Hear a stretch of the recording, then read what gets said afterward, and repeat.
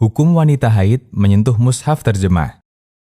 Ada dua hal yang perlu kita bedakan. 1. Mushaf Al-Quran. 2. Kitab tafsir Al-Quran.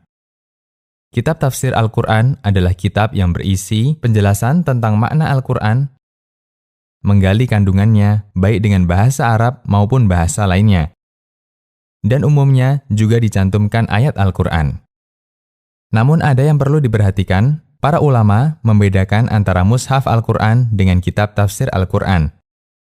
Mushaf Al-Quran memiliki aturan khusus yang tidak berlaku untuk kitab yang lain, termasuk hukum menyentuhnya. Karena itu, aturan wanita haid dilarang menyentuh Al-Quran tidak berlaku untuk kitab tafsir. Dalam ensiklopedi fikih dinyatakan, menurut jumhur ulama, orang yang hadas, termasuk wanita haid atau orang junub, boleh menyentuh kitab tafsir, membawanya, atau mempelajarinya, meskipun di sana terdapat ayat-ayat Al-Quran.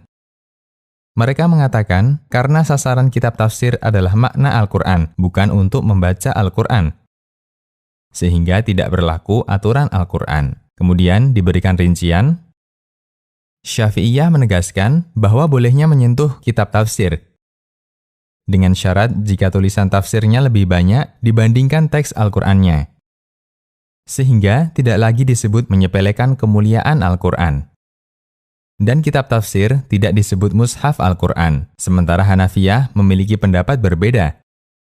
Mereka mewajibkan wudu bagi yang menyentuh kitab-kitab tafsir, Al-Mawsu'ah Al-Fiqhiyah. Imam Ibnu Utsaimin mengatakan, untuk kitab tafsir boleh disentuh karena terhitung sebagai tafsir.